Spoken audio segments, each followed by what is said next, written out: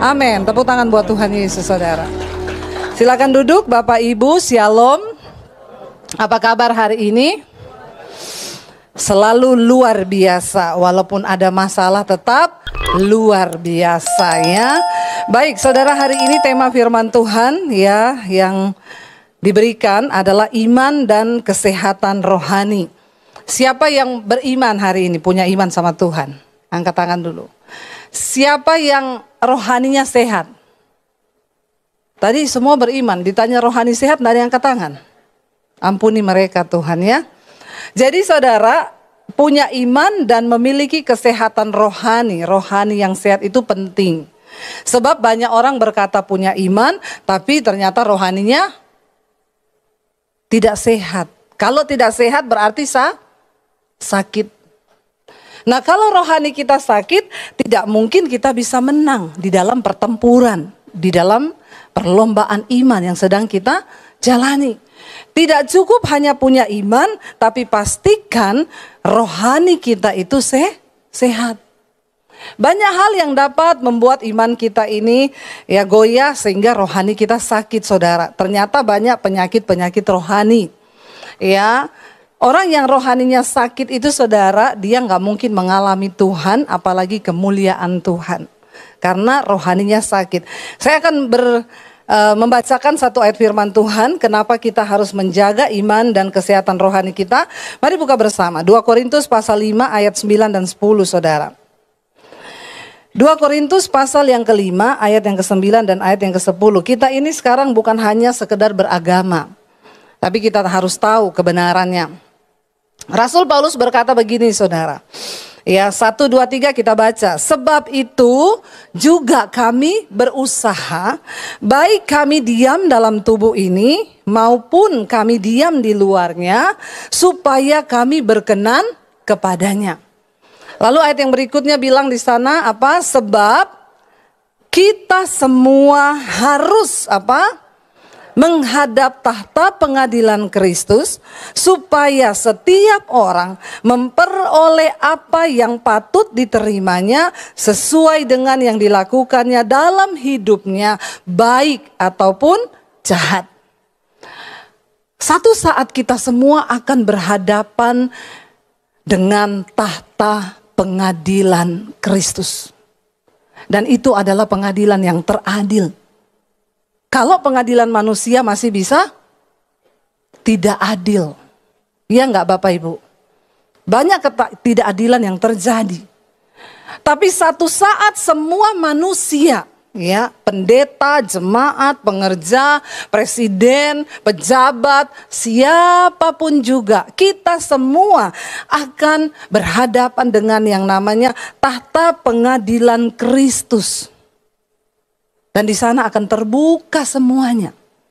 Kenapa kita harus menjaga iman dan kesehatan manusia rohani kita? Karena ini, saudara. Makanya Rasul Paulus berkata, sebab itu juga kami. Ini kenapa naik turun cahayanya ya? Silau loh ini. Agak turunin dikit boleh ya? Ini saya nanti muka saya jengkurang kayak marah-marah lagi. Nanti jemaat bilang itu Bu Devi khotbah marah-marah loh, mukanya aja marah-marah. Padahal ini karena terang, saudara. Ya, dikatakan di situ, sebab itu juga kami, juga Rasul Paulus, juga para rasul, juga mereka yang sudah kelihatan rohani, dikatakan di sana, kami berusaha, baik kami diam dalam tubuh ini, masih hidup, ataupun nanti setelah kami sudah berada di luar tubuh ini setelah mati.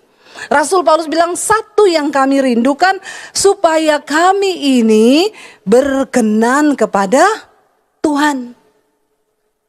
Amin. Kami berusaha. Jadi perkenanan Tuhan itu tidak datang dengan sendirinya. Saudara diam-diam aja terus Tuhan datang perkenanannya, enggak. Tuhan melihat usahamu. Jangan katakan beriman tapi ternyata manusia rohanimu sakit. Kalau sudah sakit, sekarat. Kalau sudah sekarat, maka mati. Lah orang yang manusia rohaninya mati, tandanya apa? Yaitu tidak ada perubahan dalam hidupnya. Yang berdosa tetap berdosa, tidak usah angkat tangan. Dalam hati saja. Makanya kau tidak mengalami pertumbuhan rohani, kau tidak mengalami perubahan karakter, hidupmu terus begitu-begitu saja. Ingat loh saudara, bahkan Rasul Paulus, sekelas Rasul Paulus bilang, sebab itu juga kami ini berusaha. Kalau Rasul Paulus saja berusaha, apalagi saudara dan saya, amin. Jangan sampai kita ini sudah mengaku percaya, tiap minggu ke gereja, bahkan pelayanan, tapi ternyata hidup kita tidak berkenan. Jangan ya nak ya. Jangan ya dek ya. Hanya yang muda yang mengerti ini. Yang tua-tua nggak ngerti, nggak ngikuti.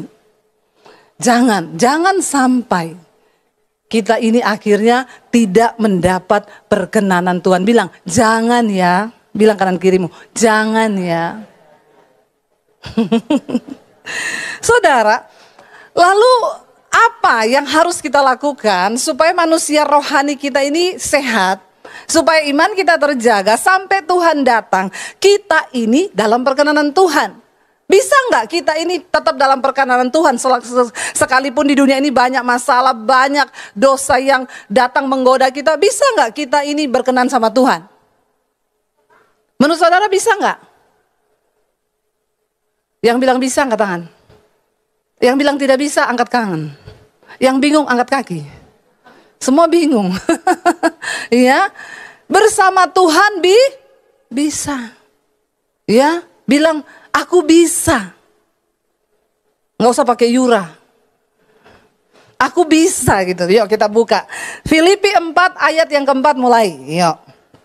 Filipi 4 ayat 4. Ini cara supaya manusia rohani kita tetap sehat saudara. Filipi 4 ayat yang keempat mulai di sana dikatakan, baca dengan suara yang keras. Bersukacitalah senantiasa dalam Tuhan. Sekali lagi ku katakan bersukacitalah. Tanda orang yang memiliki kehidupan rohani yang sehat itu dia selalu bersukacita. Selalu bersukacita. Coba senyum saudara, senyum dong. Muka saudara ini tegang semua loh. Saya jadi keringetan nih khotbah ya. Coba senyum, nah itu bersukacita. Ya, orang yang kehidupan rohaninya itu sehat, ya, itu dia selalu bersukacita. Jangan merengut. Ya, orang itu yang merengut terus itu, nah itu manusia rohaninya sakit itu.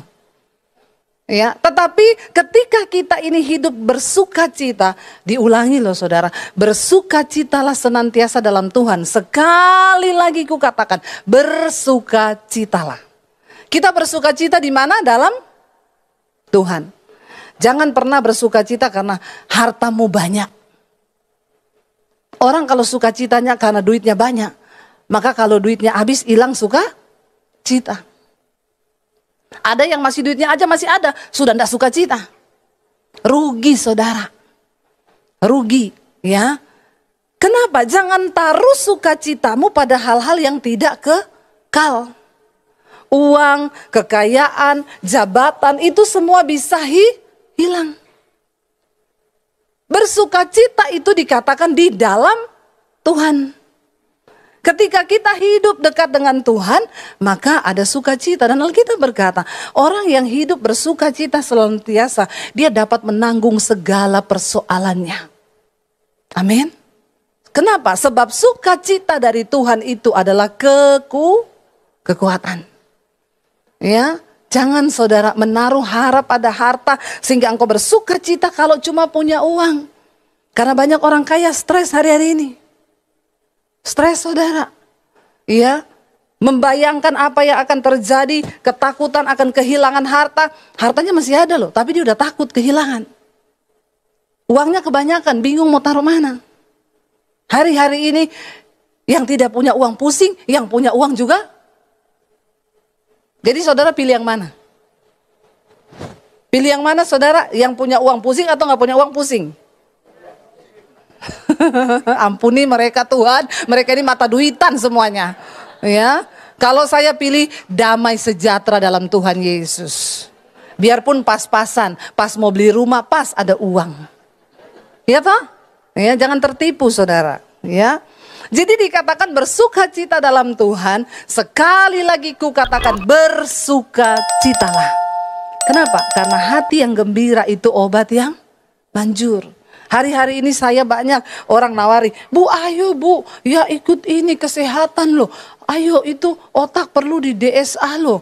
Ya supaya otaknya bisa lancar, supaya ini bisa ini. Ya ayo perlu ini loh, ini itu. Saya cuma bilang, hidup mati itu di tangan Tuhan. Ya biar mau apa yang kau lakukan saudara, hidup matimu itu di tangan Tuhan. Bahkan saya pernah dengar satu kesaksian, ya dari seorang bapak, bapaknya ada di sini sekarang. Cerita ya, salah satu pelayan Tuhan di gerejanya baru habis periksa general check up, hasilnya bagus semua. Kolesterol bagus, darahnya bagus, semua bagus. Lagi WL, lagi ngomong siapa yang mau bersaksi. Lagi nunggu, jatuh di mimbar mati. Baru keluar hasil check up-nya loh, sehat semua loh. Ya Pak ya, itu benar. Ya. Jadi saudara, dari sini kita melihat yuk, kita tinggal di dalam Tuhan. Bersukacita di dalam Tuhan. Kapanpun kita mati, tidak masalah. Yang penting kita di dalam Tuhan. Tinggalkan dosa. Ya, jangan bersukacita karena yang lain, apalagi bersukacita karena ada selingkuhan. Nah ini lebih parah lagi nih. Bapak-bapak hati-hati ya, jantung berdebar cepat. Jadi bertobat ya, jangan gara-gara itu terus mati. Ayo yang kedua saudara, kita baca ayat yang kelima, di sana dikatakan, hendaklah apa?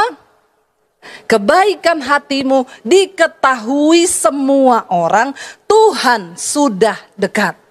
Kalau bicara Tuhan sudah dekat nih kira-kira apa saudara? Kiamat? Dia nomor 1 kiamat. Nomor 2 Tuhan sudah dekat itu apa? Ini bicara tentang hari kematian. Hari Tuhan jatuh atas hidupmu. Ya, hari Tuhan itu bisa datang kapan saja. Ya, bisa tentang kiamat, bisa juga bicara tentang kematian. Hendaklah kebaikan hatimu diketahui semua orang.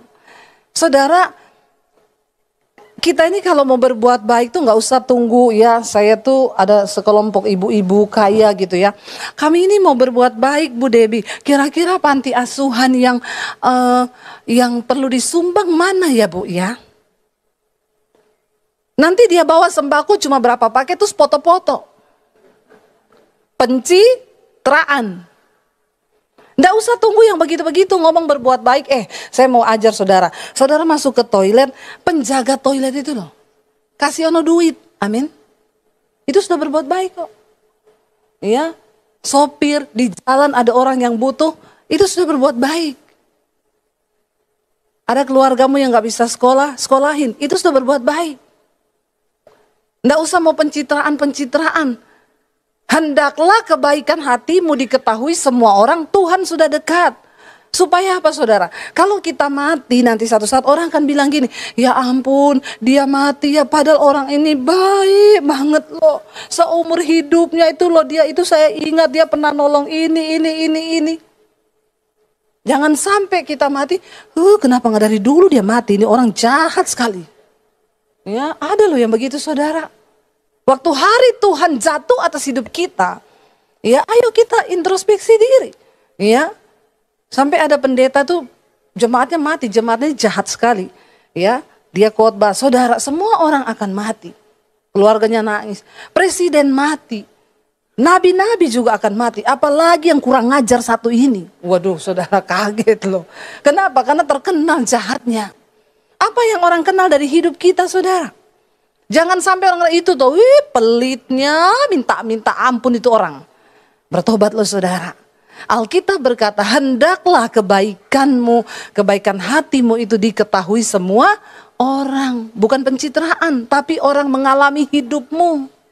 Mari kita menjadi mujizat bagi orang lain. Berhenti berdoa minta mujizat terus. Tapi bilang Tuhan, aku pengen jadi mujizat bagi orang lain, amin. Ya, supaya ketika kita melakukan kebaikan, orang itu nangis dan berkata, Bu, Tuhan itu ada ya, Tuhan ada. Saya satu kali pelayanan saudara di satu kota, lalu saya ketemu sama Ya teman lama lah, kita tahu dia pemain musik saudara. Lagi dia main musik itu, saya tuh bilang sama suami saya, dia itu setia ya. Karena dia ini dulu saudara, dia itu pemain di sekuler, dia gak mau melayani Tuhan. Setiap kali orang ajak dia pelayanan, dia bilang enggak lah, munafik semua orang di gereja itu. Saya gak mau pelayanan di gereja.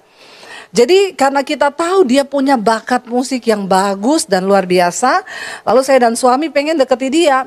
Teman-teman saya bilang gini, cobaan tuh kamu deketi. Tak kasih duit kamu kalau berhasil bawa dia balik ke gereja. Akhirnya kami deketi dia saudara, dia punya toko handphone, waktu itu kami datang. Ya lalu pas kebetulan dia bilang gini, ya kami bilang ayo baliklah pelayanan di gereja. Enggak, omong kosong, munafik semua. Lalu saat itu dia bilang, Bu, rumahku aku baru pindahan, kayaknya ada setannya deh, dia bilang. Soalnya ada satu rumah di ruangan rumah itu yang tidak boleh dibuka sama pemiliknya. Tapi anakku ini kan masih kecil, setiap kali lewat di situ teriak-teriak, katanya ada opa-opa, ada opa-opa. Dia ketakutan gitu loh.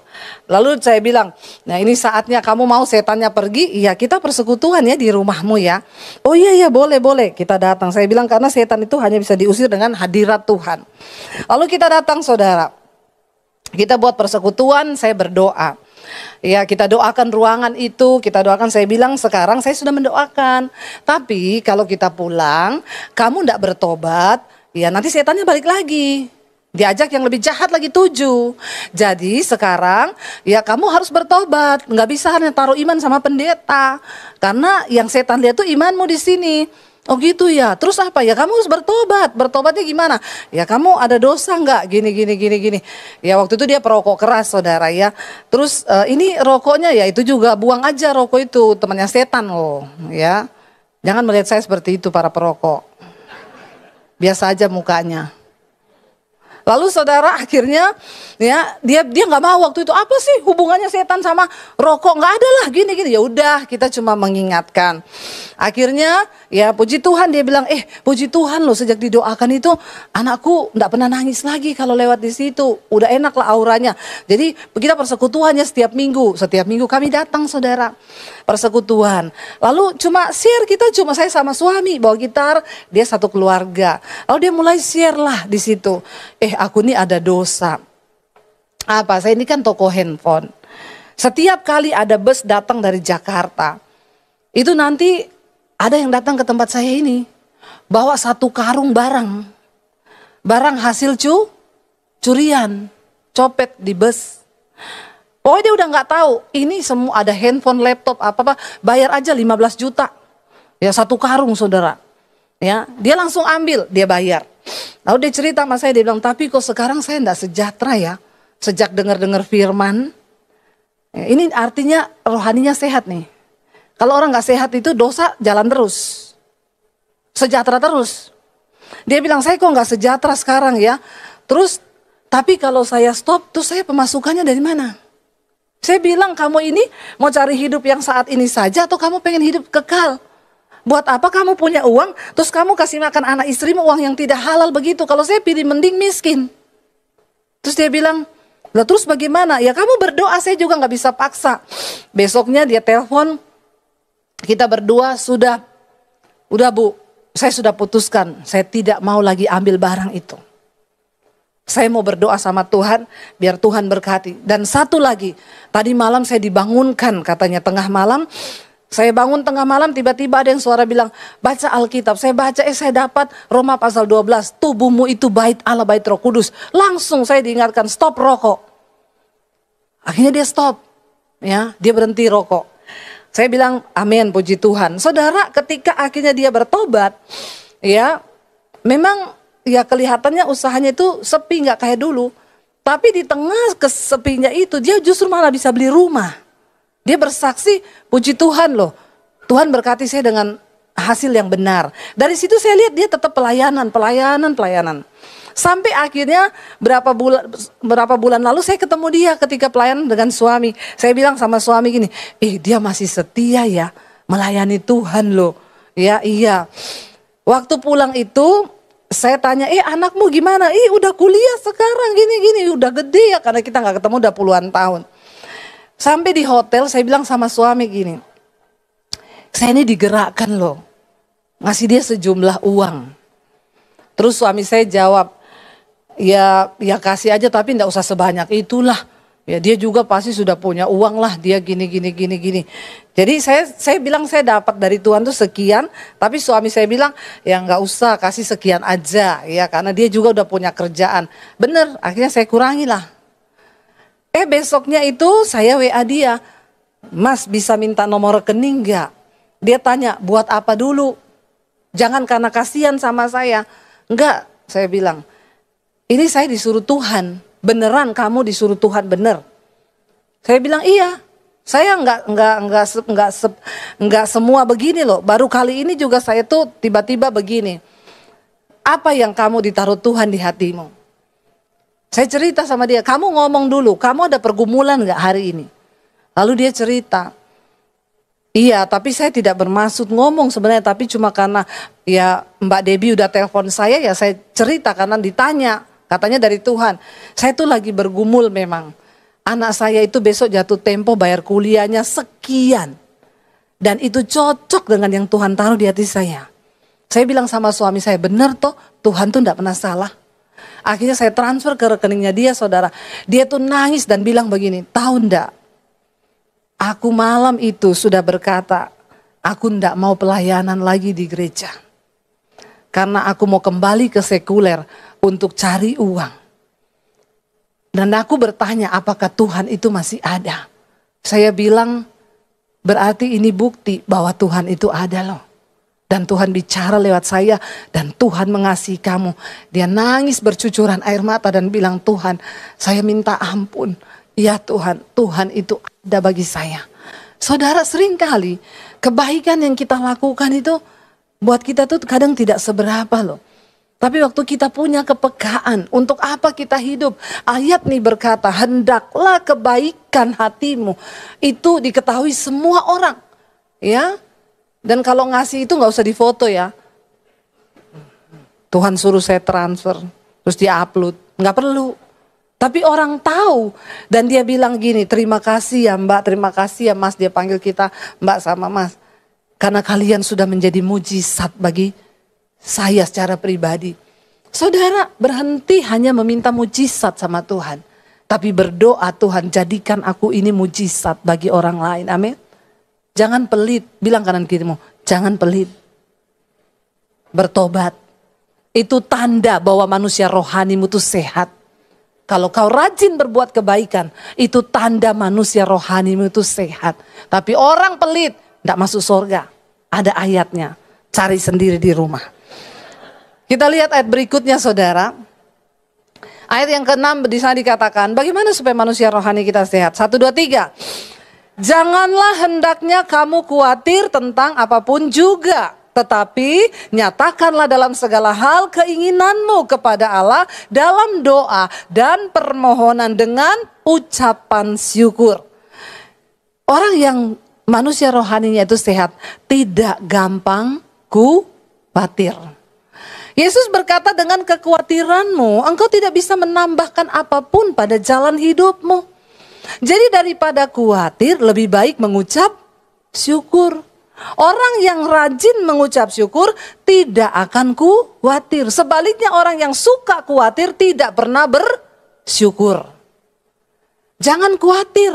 Hendaknya kamu jangan khawatir tentang apapun juga. Kalau dikatakan tentang apapun juga berarti tentang apa? Semua. Tentang hidupmu, anakmu, tentang pekerjaanmu, tentang uangmu. Jangan khawatir, kata Alkitab. Ya, lalu bagaimana? Ya kuncinya dikatakan, nyatakanlah dalam segala hal keinginanmu kepada Tuhan. Kalau mulai khawatir, saya ini kekhawatiran terbesar sekarang saya ini apa saudara? Saya berdoa buat jodoh anak-anak saya. Supaya mereka tidak salah pilih orang. Tapi kadang-kadang kalau saya sudah khawatir, saya berdoa, Tuhan, aku tidak mau khawatir, aku percaya Tuhan punya rencana bagi anak-anakku. Dan Tuhan berproses sendiri bagi anak-anakku. Karena itu aku serahkan mereka ke dalam tanganmu, jodoh mereka dalam tanganmu, di dalam nama Tuhan Yesus. Lepas sudah beban saya. Soalnya kalau kita khawatir terus saudara, Ya, ibu-ibu kalau kau khawatir terus tentang suamimu, ya, itu dia dikit-dikit telepon. Pak, video call, Pak. Lagi di mana, Pak? Video call. Ya, akhirnya suami itu kasihan ya. Kenapa? Kita nih khawatir terus mikir nih suami di mana, mau jadi satpam bagi suaminya. Tadi barusan ada ibu cerita sama saya, suami saya selingkuh, Bu. Dia bilang, saya hari ini ada acara di kantor ini, saya datang nih kantornya. Capek nggak ibu-ibu? Ya, doakan saja suamimu, Tuhan, aku serahkan suamiku dalam tanganmu. Kalau dia macam-macam, hajar dia Tuhan. Amin ibu-ibu. Itu doa terbaik, hajar Tuhan. Ya, nggak apa-apa. Siapa yang suruh? Alkitab yang suruh. Karena firman Tuhan bilang, Tuhan itu menghajar orang yang dikasihinya. Nah kalau suami kita masih dikasihi, dihajar. Tapi kalau sudah nggak dikasihi, mati serangan jantung lagi selingkuh. Nggak usah dimata-matain ibu-ibu, kau capek, khawatirkan suamimu terus. Ya, ada ibu-ibu sudah tua umur 70 datang sama saya, Bu saya mau cerai sama suami saya. Ibu umur berapa sekarang? 70, terus ibu mau cerai ngapain? Dia selingkuh, Bu, biarin aja Bu dia selingkuh, bentar lagi juga dia mati. Yang penting kan ibu jangan cerai. Ibu ingat anak-anak ibu, nggak usah cerai. Alkitab bilang anak-anakmu nanti jadi anak-anak cemar. Doakan saja. Udah tua juga ngapain cerai coba saudara? Bingung nggak kita? Ya itu juga bapak udah 70 masih selingkuh itu loh. Heran saya kegatelan. Bertobat ya. Tengking itu roh gatel dalam dirimu tuh. Ya udah nggak usah pakai bicara basa-basi sekarang ini. Orang Kristen nih, bolak-balik dosanya cuma itu terus saudara. Saya tuh nggak pernah loh ada orang datang konseling, Bu Debbie doakan Bu saya mau dibunuh Bu karena nama Yesus. Nggak ada. Nggak ada yang datang sama saya, Bu doakan Bu karena nama Yesus saya diusir. Nggak ada. Konselingnya itu apa? Bu, suamiku selingkuh, Bu pinjol. Itu tuh terus aja bolak-balik di situ. Ya, terus yang saya bingung juga ini orang konseling terus saudara. Ibu-ibu mau konseling apa? Suami saya selingkuh. Apa yang harus saya perbuat Bu Debbie? Doakan ampuni. Cuma itu, Lah ibu maunya apa? Saya bilang cerai gitu. Kagak. Doakan. Udah tua 70 mau cerai saudara. Ya, aduh ya, bingung kita. Makanya kalau ada masalah duduk aja di kaki Tuhan. Datang di kaki Tuhan, serahkan khawatirmu kepada Tuhan, nyatakan semua keinginanmu kepada Tuhan. Ya, kalau kau ingin suamimu dihajar, ya bilang Tuhan, aku pengen Tuhan, suamiku hajar Tuhan. Nggak apa-apa. Ya, kepada Allah dalam doa dan permohonan dengan ucapan syukur. Jangan lupa tapi bilang Tuhan, aku bersyukur Tuhan. Apapun yang aku hadapi hari ini, Tuhan turut bekerja mendatangkan kebaikan di hidupku. Saya percaya banyak kekhawatiran di hati kita saudara. Apalagi di akhir zaman ini. Tapi mari kita sungguh-sungguh menyerahkannya kepada Tuhan. Ya, bingung kan? Akhir-akhir ini banyak berita-berita yang, aduh nanti mau gerhana matahari, mau apa? Badai matahari, mau meledak semua. Nanti internetnya mati, listrik mati. Ya terus kalau listrik mati, internet mati, data-datanya hilang, uang di bank hilang. Nah, bingung semua. Saya bilang gak usah terlalu dipikirin. Ya kalau sudah waktunya kiamat, ya datanglah segera Tuhan Yesus toh. Siapa yang mau Tuhan cepat datang? Ampuni mereka Tuhan. Mereka ini betah sekali di dunia. Ya, siapa yang mau Tuhan cepat datang? Angkat tangan. Tidak ada loh satupun loh. Mana Pak Konrad ini? Ini bahaya loh saudara. Alkitab bilang kita ini orang-orang yang mempercepat waktu kedatangan Tuhan. Karena kalau tidak dipercepat, maka semuanya akan binasa. Ya, saya berdoa kita semua cepat-cepat siapkan diri supaya kita siap menyambut kedatangan Tuhan. Yang terakhir dikatakan begini saudara, baca bersama yang terakhir, ya. Damai sejahtera Allah, belum yang terakhir, yang kedua terakhir. Damai sejahtera Allah apa? yang melampaui segala akal akan memelihara hati dan pikiranmu dalam Kristus Yesus. Kalau kita melakukan tadi itu semua, bersukacita, berbuat baik, tidak khawatir, berdoa, mengucap syukur, maka ini yang terjadi. Damai sejahtera Allah yang melampaui segala akal pikiranmu. Hari-hari ini banyak orang gak damai. Banyak yang tidak bisa tidur, ya, nggak bisa tidur. Tiap malam Bu, saya ini nggak bisa tidur. Kenapa? Apalagi anak-anak muda sekarang, banyak anak muda nggak bisa tidur.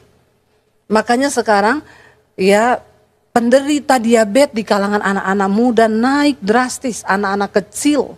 Ya, kenapa? Banyak yang sakit, stres, nggak bisa tidur. Ini Alkitab yang ngomong loh, damai sejahtera Kristus itu melampaui akal pikiran kita.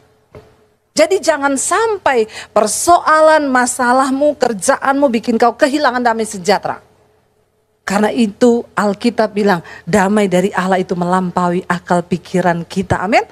Yang berikutnya, yang terakhir, ini benar-benar terakhir ya. Masih ada. Ya, akhirnya saudara apa? Semua saudara-saudara, semua yang benar, semua yang mulia, semua yang adil, semua yang suci, semua yang manis, semua yang sedap didengar, semua yang disebut kebajikan dan patut dipuji, pikirkanlah semuanya itu. Katakan amin. Kalau pikiran kita udah mulai kacau saudara, katakan ini, saya itu kalau sudah iblis itu menanamkan banyak pikiran yang bukan dari Tuhan, saya tarik napas sejenak, saya bilang, akhirnya semua yang baik, semua yang manis, semua yang patut dipuji, yang disebut kebajikan, pikirkanlah semuanya itu. Supaya pikiran kita ini tidak liar, sehingga banyak dosa akhirnya berkembang di dalam pikiran kita. Kenapa saudara? Karena kita harus yang ayat 9, ini benar-benar terakhir. Ayat yang ke-9, karena jemaat tuh senang kalau dibilang terakhir. Makanya belum terakhir saya bilang terakhir. Ayo baca sama-sama yang terakhir, ini yang benar-benar. Dan apa yang telah kamu pelajari, dan apa yang telah kamu terima, dan apa yang telah kamu dengar, dan apa yang telah kamu lihat padaku, lakukanlah itu, maka Allah sumber damai sejahtera akan menyertai kamu. Saudara, kita diminta bukan hanya melakukan, tapi apa yang kita terima dari firman Tuhan harus kita bagikan buat orang lain. Karena di luar sana masih banyak orang yang sedang berjalan kepada kebinasaan. Dan tugas saudara dan saya ceritakan tentang Tuhan dalam hidup mereka. Hari-hari ini tuaian itu menguning saudara. Hari-hari ini tuaian itu siap dituai. Ayo kita punya kepekaan anak-anak muda. Tuhan mau pakai hidupmu loh. Layani teman-temanmu yang gak bisa tidur itu. Ya. Kalau dia datang ngomong, aku hari-hari ini gak bisa tidur. Jangan saudara ngomong gini, sama saya juga. Ya ngapain ya, banyak begitu sekarang. Aku hari-hari ini stres, sama aku juga stres. Ya kata psikolog aku stadium 3, aku 4. Ya Tuhan, apa yang sedang terjadi ya. Tapi ayo, ya bilang, kamu gak bisa tidur, coba putar lagu rohani, dengerin khotbah. Iya, dan hari-hari ini benar saudara, tuaian tuh menguning. Ingat waktu Tuhan Yesus datang, dia nggak tanya berapa depositomu, berapa rumahmu, tapi Tuhan akan tanya berapa jiwa yang sudah kamu bawa datang kepadaku. Cuma itu kebanggaan kita. Saya berdoa kita semua punya iman rohani yang sehat. Saya undang para imam musik maju ke depan. Biarlah kita mau terus berkata, ya Tuhan, biar hidup kami ini terus diperbaharui di dalam Engkau Tuhan. Kami percaya pertolongan kami hanya daripada Engkau saja.